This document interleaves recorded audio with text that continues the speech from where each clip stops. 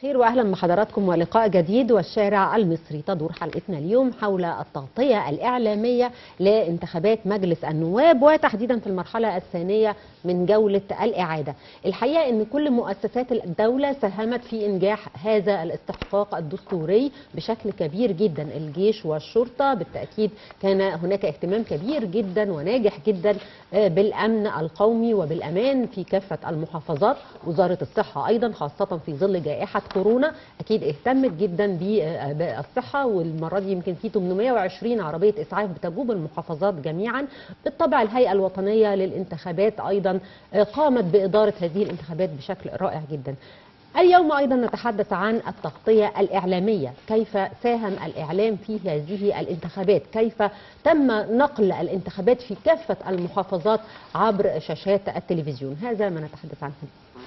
اهلا بكم اعزائي المشاهدين. ويمكن زي ما بعيدا عن يعني ما خصصنا له هذه الحلقه، بالتاكيد نشر الوعي المجتمعي بالقضايا الحقيقيه هو دور هام جدا. الحقيقيه هو دور هام جدا.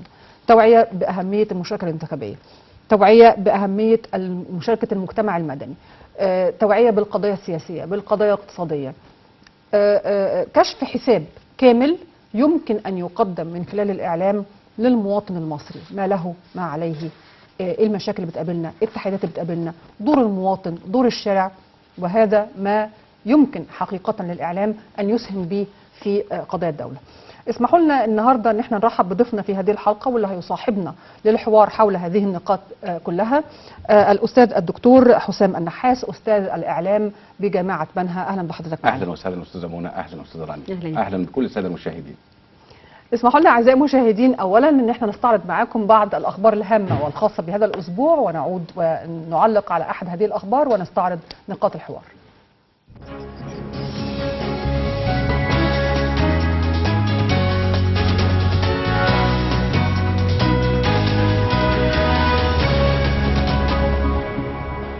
زيارة رسمية من الرئيس عبد الفتاح السيسي لفرنسا تلبية لدعوة من مصر. مصر تشهد المرحلة الثانية لجولة الإعادة في انتخابات مجلس النواب.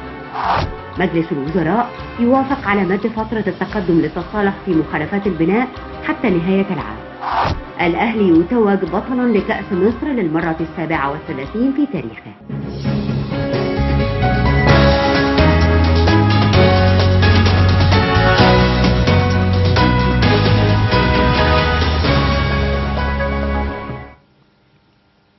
عودة مرة أخرى مع حضراتكم على الهواء مباشرة. ودكتور حسام، حضرتك تابعت معانا الأخبار، بتختار خبر منهم تعلق عليه، اخترت أي خبر؟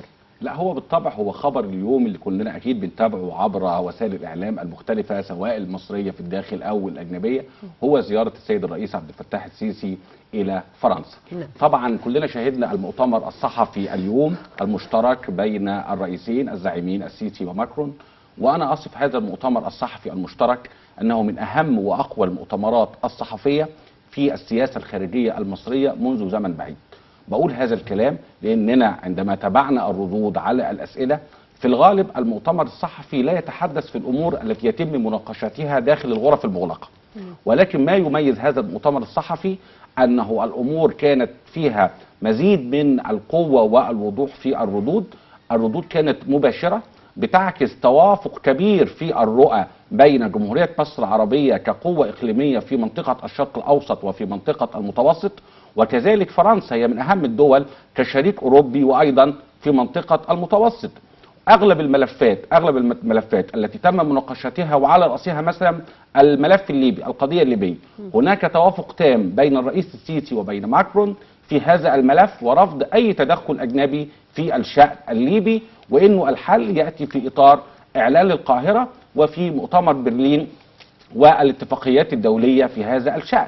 الرئيس السيسي كانت له رسائل في منتهى القوة والأهمية خلال ردوده في المؤتمر الصحفي، تتحدث إنه مصر تواجه تنظيم إرهابي نيابة عن العالم. تعرف الجماعة الإرهابية ولها ذيول ولها أطراف عديدة في العالم كله، مصر تواجهها هنا ونجحنا نجاحا كبيرا في القضاء على هذا التنظيم الإرهابي. السيد الرئيس عندما سئل عن ملف حقوق الإنسان ذكر أن مصر الآن تطلق أول استراتيجية وطنية شاملة لحقوق الإنسان، ذكر أنه مطلوب منه تأمين 100 مليون مواطن مصري في الداخل، ذكر أن لدينا كثير من التحديات، ذكر أنه لا ينبغي على الإطلاق أن نربط بين الإرهاب وبين أي دين، لأن ذلك أمر في منتهى الخطورة أن يتم يعني الربط بين الإرهاب وبين الأديان أيا كان هذا الدين السماوي. وتحدث ايضا بالنسبه للحريات عن منظمات المجتمع المدني، نعم. يعني ان هي لها الحريه وجود قوة في مصر. كمان احنا في مصر العدد. يعني ده انا هقول لحضرتك خبر انه في مصر لدينا عدد منظمات المجتمع المدني الموجوده في جمهوريه مصر العربيه تفوق عددها الموجوده في فرنسا، يعني لدينا عدد كبير من المنظمات، ولكن للاسف الشديد انا احذر انه بعض المنظمات الحقوقيه تقوم بصياغه بعض تقاريرها من منظور سياسي وليس من منظور حقوقي، وهي دي المشكله. نحن دائما لما يبقى في بعض الملاحظات، واحنا التقارير بتجيلنا كلها سواء السنويه اللي موجوده او اللي بتصدر باستمرار بشكل دوري، بنلاحظ انه بيتم تسييسها، هو يتحدث من منطلق سياسي، هو في بعض الاحيان بياخذ وجهه نظره او بيستقي معلوماته من اعداء لنا سواء في الداخل وفي الخارج او في الخارج، وهذا امر في منتهى الخطوره. ولذلك انا بقول ان كل المنظمات الحقوقيه الفاعله في مجال حقوق الانسان في العالم وفي الخارج المنبثقه من المنظمات الدوليه والعالميه يجب ان تتعامل مع الامر بشكل حقوقي بحت وليس بشكل سياسي على الاطلاق. ونحن تلافينا كثير من الملاحظات على التقارير بتاعت منظمات حقوق الانسان وقطعنا شوطا كبيرا في هذا الملف، ولن نسمح ولن تسمح القياده المصريه ان يعود هذا الملف الى الوراء مره اخرى، وتم التاكيد على هذا الامر خلال هذا المؤتمر الصحفي الهام. اتفضل حضرتك، انا قاطعتك علشان الموضوع ده تحديدا واحنا بنستكمل الحريات. انا كنت بقول لحضرتك انه اهميته اولا هذه الدعوه تلقاها السيد الرئيس من نظيره الفرنسي، اهميتها التحديات الكبيره والملفات الشائكه الموجوده في اقليم المتوسط. لدينا تدخلات، وانا على الهواء مباشره بقول التدخل التركي. التدخل التركي في الشأن الليبي وفي منطقة المتوسط ومحاولة زعزعة الاستقرار، هذا أمر في منتهى الخطورة يجب التصدي له وبقوة. جمهورية مصر العربية والسيد الرئيس عبد الفتاح السيسي وضعنا خط أحمر في ليبيا، هو خط سيرة الجفرة، وحتى الآن لا يمكن لأي قوة أيا كانت أو أي مرتزقة في ليبيا أنها تقترب من هذا الخط الأحمر. الشريك الأوروبي أو الجانب الأوروبي يجب أن يكون له، يعني أنا عاوز خطوات تنفيذية وقرارات حقيقية. يعني هو يستطيع من خلال اتفاق الشراكة التجارية، يستطيع من خلال بعض العقوبات الاقتصادية، يستطيع الضغط على الجانب التركي لوقف تلك الممارسات الاستعمارية التوسعية، لأنه ببساطة شديدة ما علاقة الجانب التركي بالشأن الليبي؟ هذه ليست قضيته على الإطلاق. والملف الليبي هو خط أحمر للدولة المصرية، كما أنه برضو خط أحمر وأمن قومي لفرنسا لو بنتحدث عن فرنسا. وبالتالي أنا بقول إن في تطابق تام في الرؤى بين الجانب المصري والجانب الفرنسي في ملف مهم مثل القضية الليبية، إنه كل ما ناخد فيها أو بنشهد تطور فيها ملحوظ وكبير بنرجع تاني إلى الخلف نتيجة التدخلات وفرض بعض الشخصيات واستبعاد بعض الشخصيات، ثم ندخل في مؤتمرات أخرى ولقاءات أخرى ولا نخرج بقرارات ملزمة. القضية الليبية هي شأن داخلي ليبي.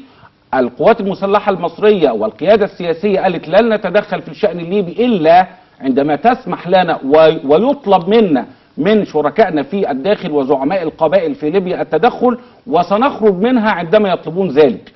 إذا الأمر واضح. لقاء ليهم مع سيادة الرئيس. نعم، هنا في القاهرة استضفناهم في القاهرة يعني. وكان لقاء في منتهى الأهمية. وبالتالي هذا أمن قومي، هذا خط أحمر لن نقبل بالمساس به على الإطلاق. فرنسا يجب أن بصفتها دولة أوروبية كبيرة وعضو فاعل في الاتحاد الأوروبي بمشاركة ألمانيا والدول الكبرى في الاتحاد الأوروبي أن يقوم بدور أكبر في هذا الملف، يعني بذل مزيد من الضغوط على الجانب التركي لمنع هذا التدخل من أجل التوصل لحل عادل يرضي الشعب الليبي ولمصلحة الشعب الليبي والحفاظ على ثرواته ومقدراته.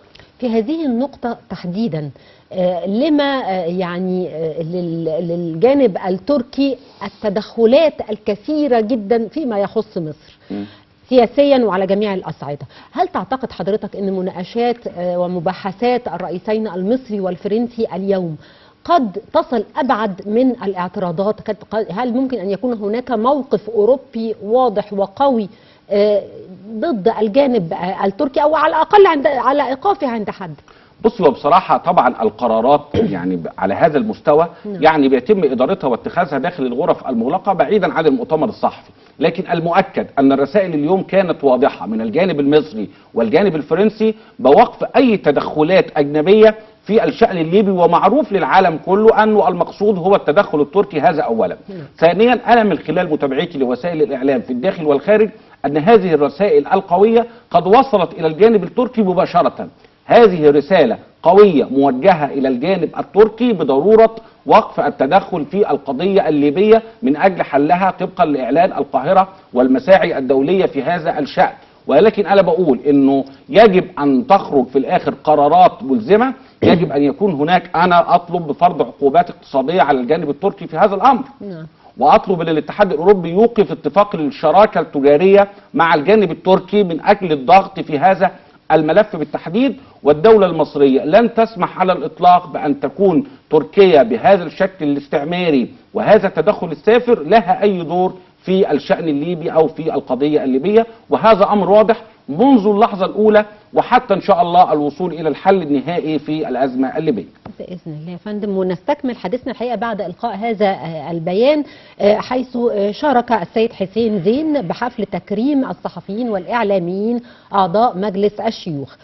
شارك اليوم السيد حسين زين رئيس الهيئة الوطنية للإعلام بحفل لتكريم الصحفيين والإعلاميين أعضاء مجلس الشيوخ، والذي نظمته الهيئة الوطنية للصحافة برئاسة عبد الصادق الشربجي وبحضور كرم جبر رئيس المجلس الأعلى لتنظيم الإعلام، وفيبي فوزي جرجس وكيل ثاني مجلس الشيوخ، ولفيف من أعضاء المجلس والصحفيين والإعلاميين. وتأتي فكرة التكريم كتقليد جديد حرصت الوطنية للصحافة على اتباعه لدعم فكرة التكامل بين التشريع والإعلام بمختلف أطيافه. والحقيقة كان منهم الأستاذ عبد العزيز النحاس عم حضرتك، نقول له مبروك ومبروك لحضرتك. أشكرك يا فندم، شكرا جزيلا. وحيث أثنى السيد حسين زين على تلك الفكرة التي تعبر عن التعاون والتكامل الدائم مع كافة مؤسسات الدولة، ومؤكدا على أن زملاء العمل مع الصحفيين والإعلاميين أعضاء مجلس الشيوخ يتمتعون بخبرات سياسية متميزة وقادرون على تقديم تجربة جديدة في الممارسة الديمقراطية وإضافة قوية تحقق مصلحة العمل الإعلامي.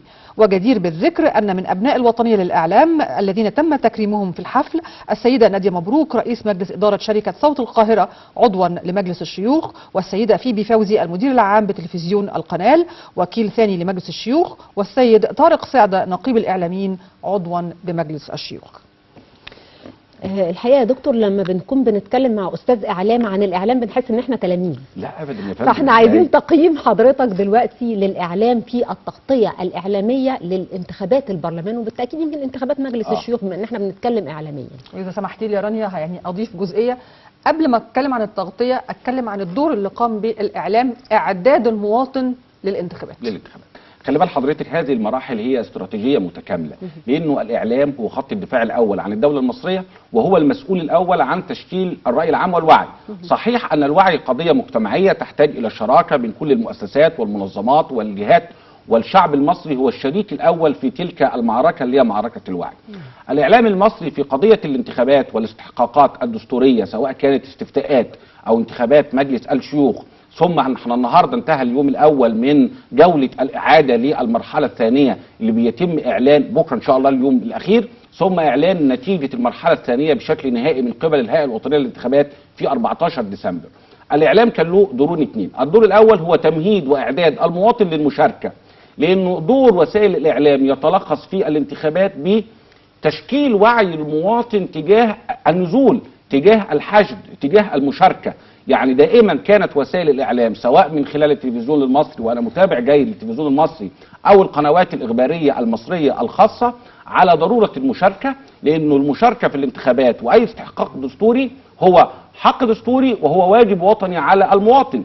لان لو بتكلم في الخطوه الاولى، الدوله المصريه قررت وصممت على تنفيذ واجراء الانتخابات في ظل جائحه كورونا، رغم ان هناك دول في العالم قد الغت الانتخابات لهذا الظرف الصحي. هذا التصميم كان منبعه وسببه الاساسي هو استكمال بناء مؤسسات الدوله، لانه لا توجد دوله تسير بلا مؤسسات، والا يبقى عندنا فراغ تشريعي وفراغ دستوري.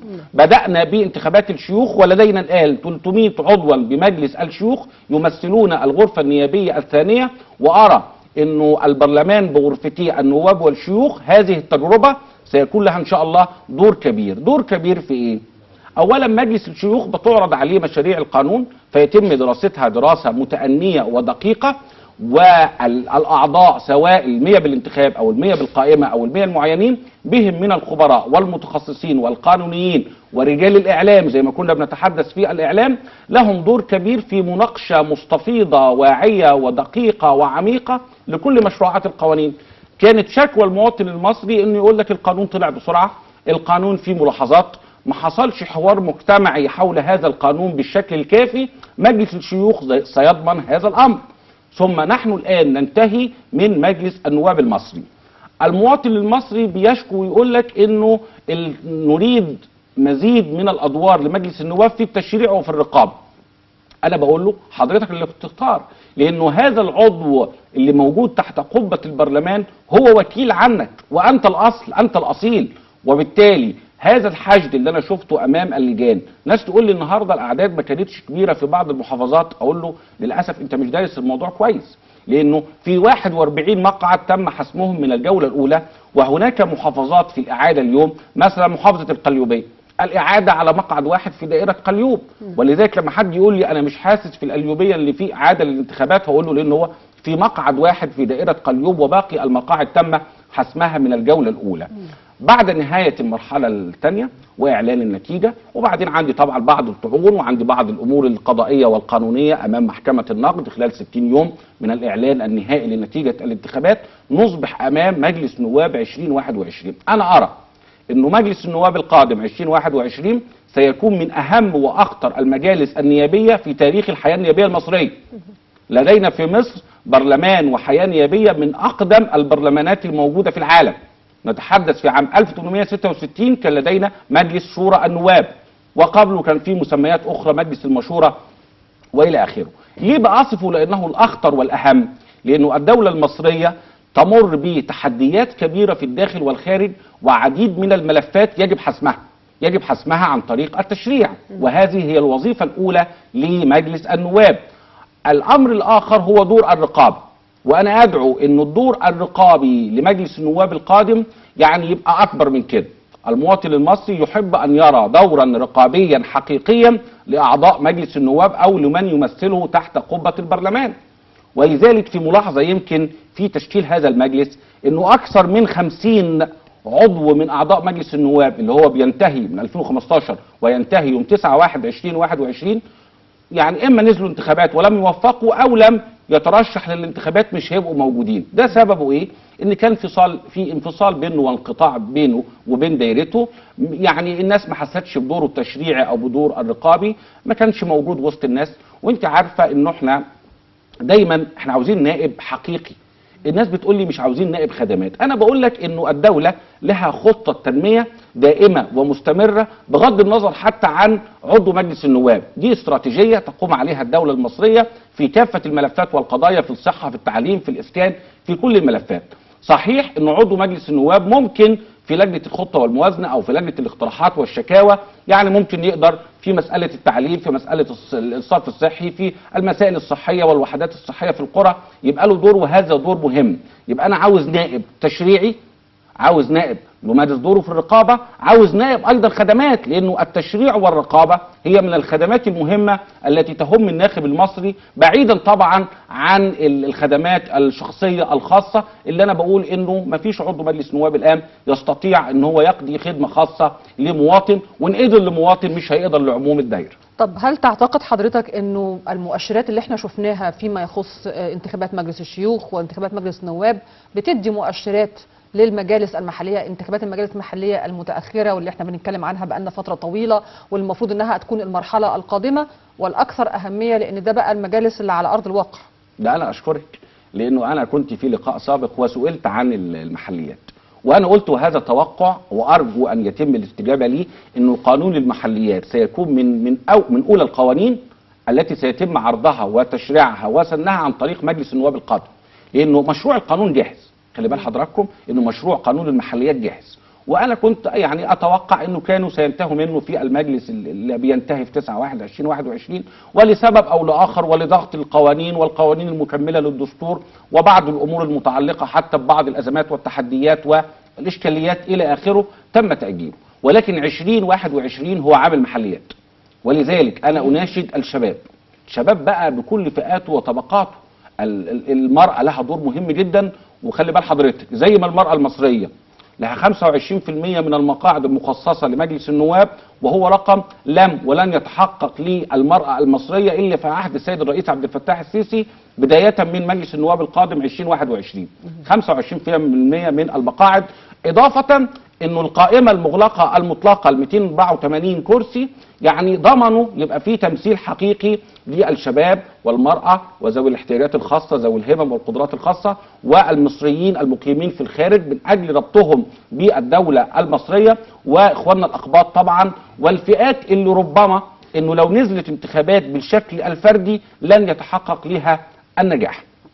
المحليات بقى عايزه شغل حقيقي، لان زي ما كنت حضرتك بتقولي المحليات بقى هي الخدمات الحقيقيه، اللي بيسال عن وحده صحيه في قريه، اللي عاوز صرف صحي، اللي حاجه في المياه، حاجه في الاسكان، حاجه حتى في قانون التصالح اللي خلاص يعني برضو اتوقع انه اخر يعني هو تم المد حتى نهايه ديسمبر، واعتقد ان دي هتبقى اخر مرحله للمد. يعني اتوقع انه لن يتم المد العمل بقانون التصالح مره اخرى وسينتهي مع نهايه ديسمبر. ده هيبقى دور المحليات. وبقول للشباب بلاش بقى موضوع السوشيال ميديا، لان انا كان ليا كده منشور مع بدايه الانتخابات وحقق يعني تفاعل كبير، انه السوشيال ميديا لن تصنع نائبا لا بمجلس الشيوخ ولا بمجلس النواب ولا في المحليات. لن يحدث. السوشيال ميديا تقدم بعض انواع الدعايه عشان ازمه كورونا، نوعيات معينه مستهدفه من الشباب هنا او هناك، بعض الناس التي تجيد التعامل الى اخره، لكن العمل على ارض الواقع هو السبيل للوصول الى المحليات. وبعدين العدد اللي هيبقى متاح للمحليات هيبقى عدد كبير جدا، واغلب التمثيل هيبقى شباب في كل القرى والمدن والمراكز والمحافظه. هي دي مستويات المحليات. استعدوا جيدا من الان، لازم تبقوا قريبين من استعدوا. عفوا معلش انا اسفه فعلا المقاطعه، ولكن استعدوا دي الحقيقه هي بالنسبه لي علامه الاستفهام الكبرى. ليه بقى؟ مين اللي يستعد؟ حضرتك دلوقتي بتقول المجالس المحليه المفروض ان يكون اغلبها من الشباب. هذه القاعده الشبابيه انا بحضرها ازاي؟ هل حضرتها على مستوى احزاب سياسيه؟ اين هي الاحزاب السياسيه على ارض الواقع في مصر؟ ده سؤال مهم.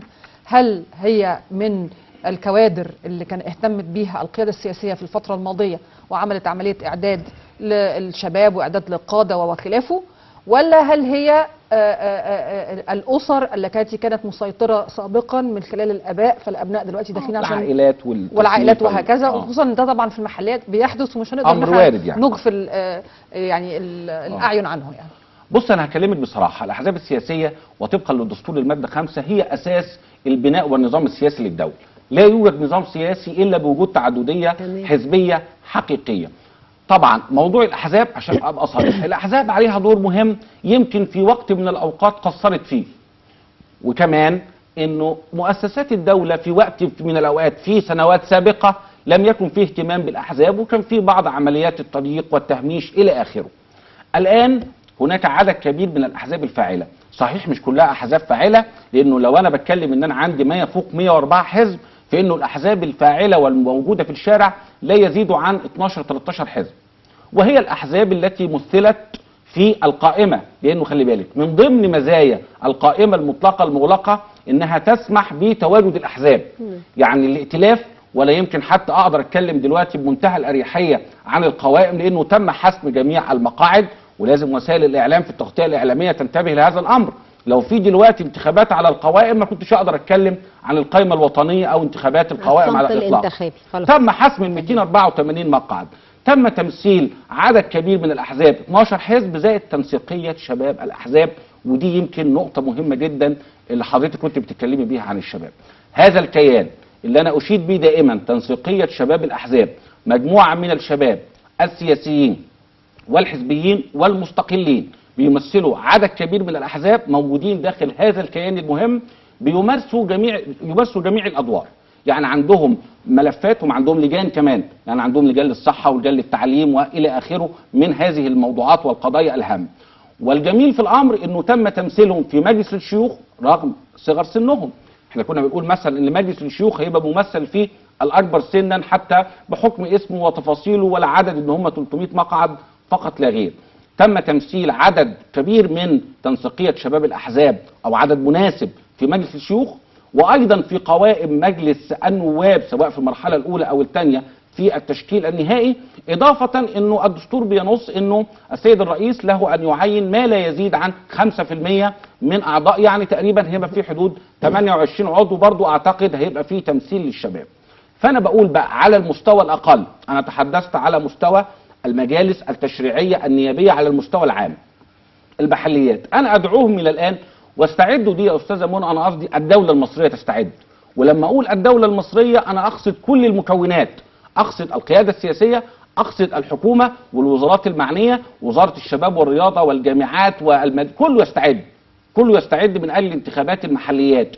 لازم نعمل مزيد من الدورات والمؤتمرات وورش العمل، سواء كانت بشكل مباشر او افتراضيا عبر البرامج والتطبيقات المختلفه بدور المحليات، وايه المعايير اللي بتحكم يعني الترشح، وايه المطلوب منه في المرحله القادمه. فنبتدي اما هؤلاء الشباب ينضموا لبعض الاحزاب والكيانات ام هم بالفعل موجودون وممثلون، ونبتدي برضو من خلال القائمه، وده برضو انا بقول اللي هيحدث في المحليات. القائمه هتسمح بهذه التشكيله اللي كنت بقول لحضراتكم عليها، هيبقى في شباب وفي مرأة وفي أقباط وفي ذوي احتياجات خاصة، ستسمح القوائم بهذا التمثيل. ولكن أنا مش عاوز شباب من عينة إنه يبحث عن إنه يبقى عضو مجلس محلي في مكان. أريد شبابا فاعلا قادرا فاهما لطبيعة المرحلة وطبيعة التحديات التي تخوضها الدولة المصرية وطبيعة المهام التي ستوكل إليه، لأنه قانون المحليات عندما يخرج إن شاء الله له سلطات كبيرة. يعني انا بس مش عاوز اقول انه لسه لم يتم اقراره بشكل نهائي، هيبقى من ضمن السلطات انه يستطيع عزل المحافظ. دي هتبقى من ضمن السلطات المنوط بها او الموجوده في القانون، ان لو في تقصير وله آلية معينه بيحددها القانون. اذا لما يبقى في مجلس محلي قوي وعندي محافظ من جهه اخرى يمثل الدوله ويمثل السلطه التنفيذيه، وفي هذه السلطات زي اللي موجوده بين مجلس النواب والحكومه حتى على المستوى العام، وهذا الدور الرقابي المهم، هضمن ان انا عندي محليات تمثل الدوله المصريه. لان المحليات كمان بقى بتمثل القرى والنجوع والعزب الى اخره، ودي خدماتها كتير ومطلوب فيها شغل كتير، ولازم لما اشوف شاب معين انا ارى انه يستطيع ان يمثلني في هذا الدور الخدمي، فلما اختاره الاقيه بالفعل ممثل بعيدا عن اي وعود زائفه. يعني انا برضو عاوز الفت النظر انه مش اي حد يقول لك انا هجيبك محليات عشان انت كنت معايا في الانتخابات كذا هتيجي. هذه الامور غير مضمونه على الاطلاق.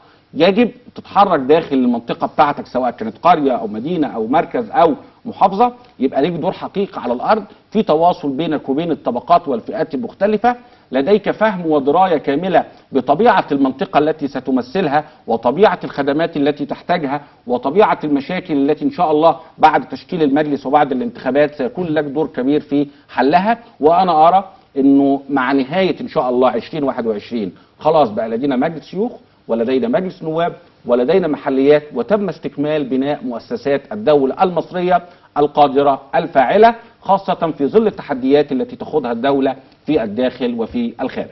ونحن نتحدث عن التغطية الإعلامية. عشان يبقى في تغطية من خلال الإعلام لابد أن يكون الإعلامي لديه المعلومة الموثوق منها. حضرتك من شوية يمكن ذكرت مواقع التواصل الاجتماعي المختلفة وما أكثر الإشاعات التي تصدرها هذه المواقع، ومع الأسف يمكن في البعض بيستسقي معلوماته وأخباره منها بس وهي إشاعات يعني قد تكون ناقصة قد تكون خاطئة. كيف يجد الإعلامي المعلومة الموثوق منها، وهل هي متاحة بالفعل لديه الآن؟ بص خلي بال حضرتك، موضوع تغطية الانتخابات الناس بتتحدث عنه، وللأسف شفت بعض الناس حتى في وسائل إعلامية في قنوات خاصة بيتحدث إنها مسألة اجتهادية. أنا بقول لا، أنا جاي النهاردة من خلال هذا البرنامج المحترم الشارع المصري بقول إنه التغطية الانتخابية لها قانون يحكمها.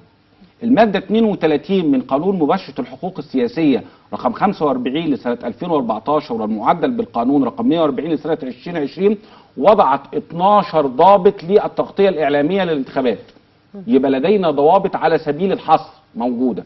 هذه الضوابط إذا التزم بها كل المؤسسة الإعلامية، أنا أتحدث عن القنوات، أتحدث عن طبعا السوشيال ميديا ليس لديها ضوابط وليس لديها رابط وليس لديها اي شيء وليس عليها رقابه، وهذا امر في منتهى الخطوره، لانه يجب على المواطن ان يكون لديه الوعي بهذه المعلومه. اولا مصدرها مين؟ ثانيا الغرض منها ايه؟ انا في فتره الانتخابات انت عارفه ان في دوائر انتخابيه فيها معارك شرسه في الانتخابات، الامور مش بالبساطه في كل الدوائر، يعني في معارك شرسه. انا ممكن اقول لك دوائر دلوقتي كان فيها الناس لغايه اخر لحظه يقول لك فلان، لا فلان اللي هيجي، الاعاده بين دول، وبعدين يظهر ناس جديده الى اخره. اذا يجب ان انا ابحث عن الهدف ايه او المصلحه خلاص في عمليه النشر. الخبر ده مين مصدره؟ جاي منين؟ رقم 3 هل هو خبر موجود في المكان ده بس؟ يا جماعه انا بستغرب جدا لما ادخل الاقي هو اصلا مش خبر، دي شائعه اكذوبه نسميها اي حاجه تانية غير انه خبر. ادخل الاقيه موجود على صفحه او على موقع معين، وبعدين اعمل عمليه سيرش عليه فلاقيه موجود في هذا المكان بس، في هذه النافذه فقط. فاقول يعني هذا الخبر محدش عرفه في العالم كله الا هذه الوسيله بس.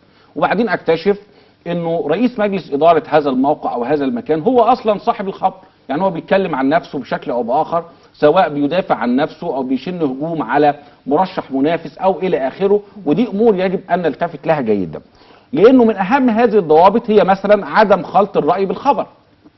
انا عندي خبر زي ما كنا نتحدث في بدايه البرنامج عن تغطيه اخباريه، وعندي راي زي التعليق ووجهات النظر التي تحتمل دايما الصواب والخطا، ووجهه النظر الاخرى، وكذا عدم خلط الخبر بالاعلان. انا عندي اشكاليه كبيره جدا في موضوع الخبر بالاعلان، لانه في بعض القنوات انا بسميها قنوات بير السلم، ويمكن مصطلح ما احبش اقوله في التلفزيون المصري، اللي هي بتبيع هوا، يعني بتأجر بعض المساحات الاعلاميه، وبالتالي هذا امر خطير جدا. وبالتالي بتلاقي حضرتك في فتره الصمت الانتخابي، وانا مثلا ممكن يكون عندي انتخابات اعاده بكره، وتلاقي احد المترشحين قاعد النهارده بيتكلم في القناه وشاري نص ساعه او ساعه حسب طبعا المطلوب منه، والامور كلنا عارفين بتمشي ازاي، وقاعد يتكلم عن نفسه وانجازاته. والمشكله بقى انه ساعات انت عارفه ظروف الهوا ساعات الجلاله بتاخده، يعني بيتحدث عن نفسه ان هو اللي عمل كل حاجه، وانه اصلا الدايره دي ما كانتش موجوده قبل ما هو يجي، وان هو اللي قدم كل الخدمات. وده طبعا امر عبثي انا اراه لا يجب على الاطلاق ان يحدث في اي تغطيه اعلاميه محترمه. عندي مثلا مراعاه الدقه في نقل المعلومات وعدم تجهيل المصادر اللي حضرتك كنت بتقوليه. يعني لما انا دلوقتي انقل اقول صرح مصدر مين؟ بالهيئه الوطنيه للانتخابات. اعلن المستشار ابراهيم لاشين رئيس الهيئه الوطنيه للانتخابات عن انه ميعاد الاعلان النهائي عن نتيجه المرحله الثانيه من انتخابات مجلس النواب يوم 14 ديسمبر. هذا خبر، مين مصدر الخبر؟ هو رئيس الهيئه الوطنيه للانتخابات. اذا ده امر مهم جدا فيما يخص المصادر. موضوع الصور، انا لاحظت طبعا هي تغطيه جيده جدا، ولكن لاحظت في بعض الصور ملهاش علاقه بالدوائر الانتخابيه.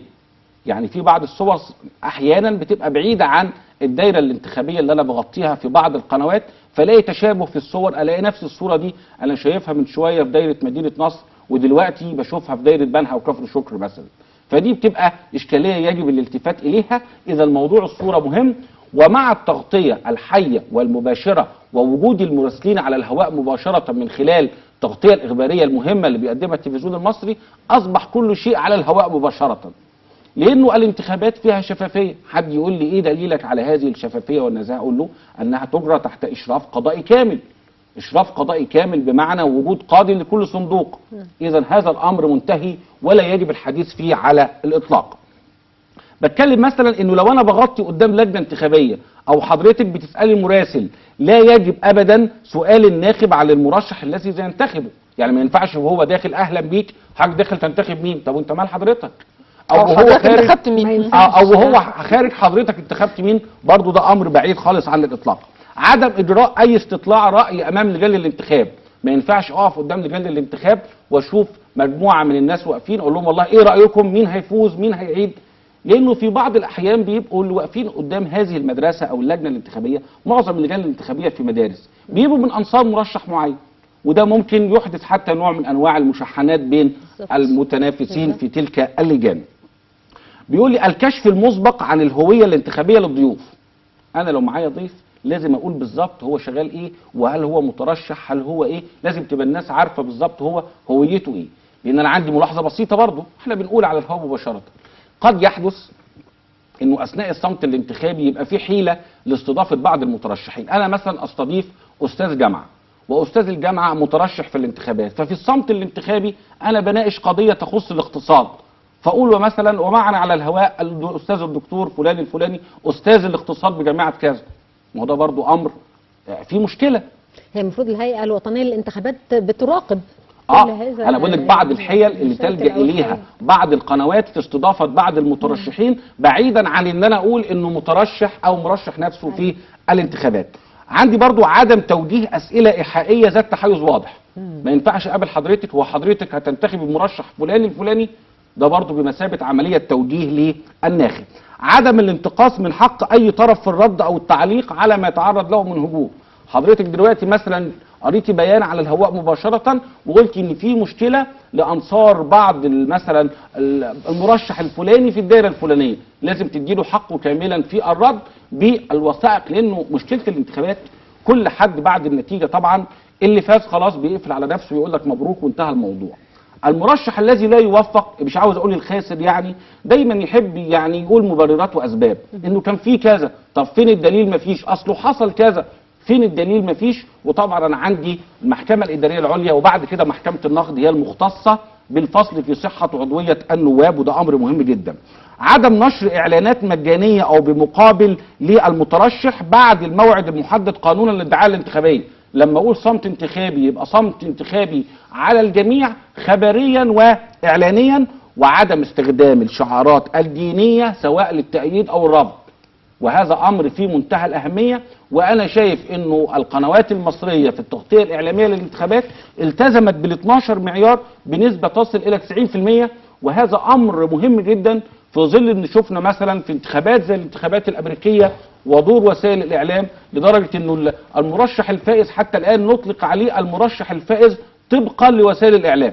لم يتم الاعلان حتى الان بشكل نهائي عن المرشح الفائز الا من قبل وسائل الاعلام، وهذا امر في منتهى الخطوره. الاعلام المصري استطاع ان يخوض هذا التحدي بكفاءه ومهنيه كبيره. واي ملاحظات، الهيئه الوطنيه للانتخابات مع اي استحقاق دستوري او انتخابات بتشكل لجنه برئاسه احد اعضاء الهيئه وبعضويه عدد من الخبراء والاساتذه المتخصصين بترصد وتتابع سير العمليه الانتخابيه. كل من لديه شكوى في هذا الامر في حينها، انا ما انتظرش بعد اعلان النتيجه وبعدين اقول لك اصل كان في مخالفه.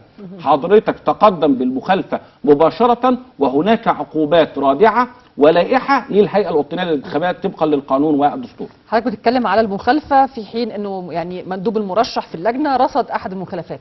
طب ماذا عن دور الاعلام احيانا في رصد هذه المخالفات؟ وهل بتختلف المساله طبقا لنوع الاعلام؟ يعني انا كما استطيع ان اضعه على الشاشه يختلف عن ما يستطيع ان يضعه الصحفي على الورق، يختلف عن ما يستطيع الصحفي ان يضعه على موقع مثلا في مسائل رصد مخالفات، مشاهدات لبعض الامور المخالفه اثناء العمليه الانتخابيه او خلافه. الاعلام يتعامل ازاي مع هذه المساله؟ لو حدثتك عن القانون والمفروض انه الكل يلتزم ايا كانت الوسيله، سواء كانت صحافه او حتى راديو او تلفزيون او قنوات خاصه او التلفزيون المصري، ان الكل يلتزم بهذه الاجراءات وهذه الضوابط التي وضعها القانون وبرضه الهيئه الوطنيه للانتخابات. ولكن للاسف الشديد هناك انعدام رقابه مثلا على بعض القنوات الخاصه اللي كنت بقول لحضرتك عليها، انه ممكن يبقى يعني في احيان انه صاحب القناه او الشريك هو اصلا مرشح في الانتخابات، فيبقى هنا في اشكاليه في التغطيه. المواقع اللي غير حاصله على ترخيص، ازاي احاسب موقع غير مرخص على الاطلاق؟ لا راح الهيئه الوطنيه للصحافه ولا معاه ترخيص، وبالتالي بينشر اللي هو عايزه، لانه بيعتبروا هذا النشر في اثناء العمليه الانتخابيه ورصد المخالفات انها ضمن الحمله الانتخابيه. يعني انها ضمن الحمله الانتخابيه، ويجب ان نفرق بين الحمله الانتخابيه مدفوعه الاجر ودي بتنتهي مع بدايه الصمت الانتخابي وبعد كده مع رصد المخالفات. ولكن انا اتمنى ان كل وسائل الاعلام بمختلف توجهاتها، واتحدث عن الاعلام الوطني، ان يبقى في التزام كامل بهذه المعايير والضوابط من الجميع. هذا اولا. رقم 2، عند رصد المخالفات اي حد طالما انها مخالفه تخص اي مترشح ايا كان صفته وايا كان الحزب الذي ينتمي اليه او مستقل او قائمه او فردي، ايا كان وضعه، ان يتم رصد المخالفه وهذه اللجنة المشكلة اللي قلت لحضراتكم عليها هي من نفسها بترصد وبتستقبل بتتلقى شكاوى المترشحين والمنافسين فيما يخص المخالفات، وفي حالة تأكد من ثبوت المخالفة هناك إجراءات ضد المخالف، وهذا أمر واضح للجميع. وأيضا في الشأن القانوني حضرتك لو في مخالفة دلوقتي حضرتك بتتوجه في خلال 24 ساعة بتظلم أمام اللجنة العامة للانتخابات في المحافظة اللي انت موجود فيها، وبتعمل محضر إثبات حالة، ثم بعد كده التظلم بتلجأ فيه للقضاء قبل إعلان النتيجة.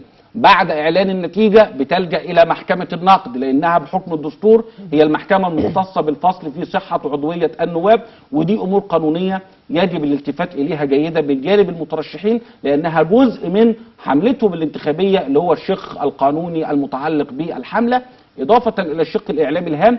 لأنه أنا بقول إنه حتى الآن ما زال الإعلام المصري هو الذي يؤثر بشدة على الرأي العام تجاه المشاركة، تجاه الحشد أمام اللجان، تجاه مشاركة الفئات المختلفة، لأنه الآن كل هذه الفئات أصبح لديها مصلحة من النزول. يعني أنا لو شاب أنا عندي مصلحة للنزول، لأنه في شباب مترشحين، وأنا بقول لك الناس اللي تتهم الشباب ما بينزلش. أنا موجود مع الشباب بشكل يومي، لا الشباب بينزل، ولكن الشباب لا يقبل التوجيه. يعني أنا بس يكفي اللي أنا أقول له أنت صوتك مهم، لكن ما أقولهوش انتخب مين، ولن يسمح أن يتم توجيهه. وطبعا عندي المرأة وعندي الأخباط وعندي ذوي الاحتياجات الخاصة وعندي المصريين في الخارج، كل هذه الفئات لدينا مصلحة مباشرة في النزول، عشان ما نجيش بعد كده أقول أنا ما انتخبتش هذا الشخص. ولكن في نهاية الأمر بعد الإعلان النهائي عن النتيجة الحكم للأغلبية. يعني ما هو أكيد أي مرشح في أي دايرة لو من الجولة الأولى يجب أنه يحصل على الأغلبية المطلقة 50% زائد واحد. خلاص، إذا أكيد في 47% 48% انتخبوا المترشح المنافس الآخر، ولكن الحكم والرأي للأغلبية في جولة الإعادة. وأنا بقول إن جولة الإعادة من الانتخابات هي انتخابات لوحدها، لأن لو أنا عندي مثلا في دايرة من الدوائر 35 مترشح في الجولة الأولى وعندي مقعدين لم يتم حسمهم، فأصبح الإعادة أعلى 4 مترشحين من حيث الأعداد التي حصلوا عليها. باقي الناس بقى اللي هم لو أنا بتكلم في 35 ال 31 دول أكيد هيبقى في تحالفات، يا ترى هيدوا لمين في جولة الإعادة؟ فدي تحالفات مهمة. إضافة إنه وبقول الكلام ده للمرة الثانية وقلته في إعادة المرحلة الأولى، إنه صوت انتخابي واحد ربما يؤثر في نتيجة الانتخابات. يعني اللي هيقعد مكسل في بيته ده يقول لك والله أنا كنت هنزل انتخب الأستاذة أو هنزل انتخب الأستاذة منى، بس أنا مكسل النهارده. ربما لأنه مكسل خلاص يجي المرشح المتنافس هو اللي يفوز. يبقى إذا أنا أدعو كل المواطنين، كل مواطن مهم طبعا. جدا. هو إيه اللي بيفرق في الآخر؟ الأصوات داخل الصندوق، والاقتراع سري حر مباشر لا رقيب عليك سوى ضميرك واختيارك الوطني لصالح الدولة المصرية. جانب هام جدا ايضا بالنسبه للاعلام خاصه في هذه المرحله، حيث الاشاعات، حيث الارهاب في بعض الاحيان. دور الاعلام في التسويق للمشاريع المقامه القوميه المختلفه، دور الاعلام في التسويق ايضا للقرار السياسي المهم للوطن. شايف حضرتك التغطيه الاعلاميه كده؟ انا شايف ان احنا في الفتره الاخيره ابتدى الاعلام المصري بقى منظومه متكامله. يعني ايه منظومه متكامله؟ احنا عندنا ملفات وتحديات وعندنا انجازات، لان احنا عندنا مسارين للدوله المصريه. ملف الانجازات في كل الملفات خلاص وبشكل على التوازي بشكل رأسي وبشكل أفقي، وده موجود. وعندي تحديات لا يوجد دولة في العالم لا يوجد بها تحديات وإشكاليات مهمة. الإعلام المصري بدأ يتنبه لهذا الأمر منذ فترة، وبدأ نوجه بعض الضربات الاستباقية للإعلام المعادي. صحيح أنا مش بوجه كلامي ولا رسالتي في الإعلام المصري للإعلام المعادي، أنا أوجهه للداخل، أوجهه للمواطن والشعب المصري. لكن ربما أنه بعض هذه الشائعات والأكاذيب من القنوات التي تبث سمومها من الخارج والجماعة الإرهابية وزيولها إلى آخره، خلاص أكيد هي تستهدف الدولة المصرية، لأنه الهدف الأساسي هو إسقاط الدولة المصرية، وهذا لن يحدث على الإطلاق. الدور المهم اللي يجب أن تلعبه وسائل الإعلام أن تعمل بشكل استباقي، أن تقوم بتسويق كافة الإنجازات التي تخوضها الدولة المصرية، تقوم بمشاركة القيادة السياسية والأجهزة التنفيذية بعرض الإشكاليات والتحديات على الهواء مباشرة. يجب أن يكون إعلام تفاعلي، وأن يكون المواطن المصري والشعب المصري شريك في صنع هذا القرار. الرد على الشائعات، لما الاقي شائعات بقى تستهدف التشكيك في القيادة السياسية أو في العلاقة بين المواطن وبين الدولة ومؤسسات الدولة، أو تسعى للنيل من ثقة المواطن في القيادة السياسية، يجب الرد، ويجب الرد بقوة. والرد دائما لا يكون إلا بالمعلومة الصحيحة المؤكدة الموثقة، وهذه المعلومة بالأرقام والإحصاءات والبيانات. ولذلك أنا أشير مثلا للمواطن المصري والمشاهد بموقع مهم زي موقع الرئاسة المصرية، موقع رئاسة مصر، الرئاسة المصرية، هذا موقع مهم. والآن تحول إلى تطبيق ابلكيشن موجود نقدر ننزله عليه كل المعلومات عن الدولة المصرية وكل الإنجازات والافتتاحات والإشكاليات والتحديات والملفات إلى آخره. التلفزيون المصري، أؤكد دائما أن التلفزيون المصري هو مصدر المعلومة الموثقة المؤكدة. التلفزيون المصري، لأنه المواطن المصري لما بيقعد قدام التلفزيون المصري اللي موجود داخل كل بيت، لما بيشوف الخبر في التلفزيون المصري يقول لك الخبر ده مؤكد. عارفه لما بيشوفي في قناه خاصه او كذا يقول لك لما اتاكد اشوف ايه مدى يعني صدق الخبر او دقته الى اخره. لما اشتغلنا على هذا الملف، الشعب المصري الان اصبح لديه من الوعي الكافي انه يقدر ينتبه لهذه المؤامرات وحرب الشائعات والاكاذيب والتضليل والتزييف، لانه الغرض هو ان يبقى في الوعي المنقوص. ويمكن السيد الرئيس في لقاءات كثيره أشار إنه الخطر الحقيقي في الوعي المنقوص. وإذا كان العالم كله بيبحث عن لقاح لكوفيد 19 لكورونا، فأنا بقول إنه اللقاح بالنسبة لحرب الشائعات وحروب الجيل الرابع والخامس هو الوعي. الوعي هو اللقاح الناجع في مواجهة الشائعات والأكاذيب. والوعي المصري ده أصبح هو حائط الصد، لأنه لدينا الآن شعب واعي، قيادة سياسية حكيمة ورشيدة، ولدينا إنجازات، ولدينا تحديات، ولدينا دولة ذات سيادة، ولن نسمح لأحد أن يتدخل في شؤوننا الداخلية أو أن يفرض علينا أمرا على الإطلاق. هذا العصر انتهى دون رجعة في ظل هذه القيادة السياسية وهذا الشعب المصري العظيم. هو الوعي بالفعل يا دكتور. يمكن احنا طول الحلقة بنتكلم عن التغطية الإعلامية ودور الإعلام بشكل عام، ولكن أيضا من الهام جدا أن يكون المواطن لديه الوعي الكافي كما هو بالفعل لكي يعرف أين أو من أين يأخذ المعلومة من مصدر موثوق منه.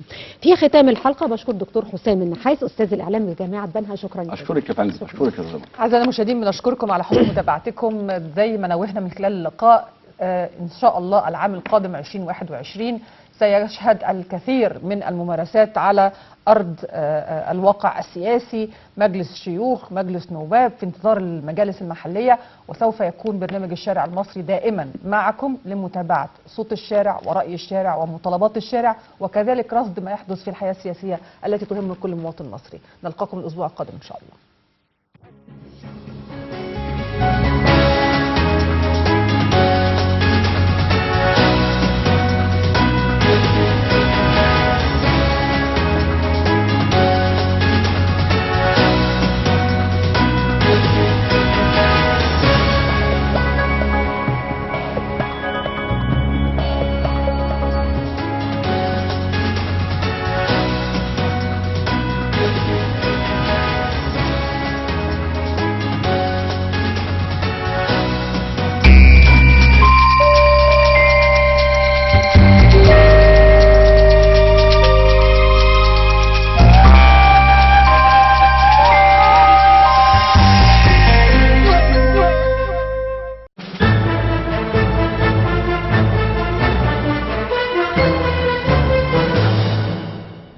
متحدون لمكافحة الفساد.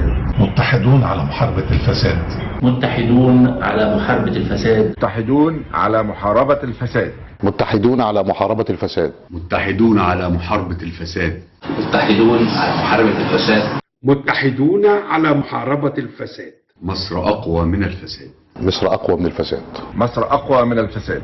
مصر أقوى من الفساد. مصر أقوى من الفساد. مصر أقوى من الفساد. مصر أقوى من الفساد. مصر أقوى من الفساد.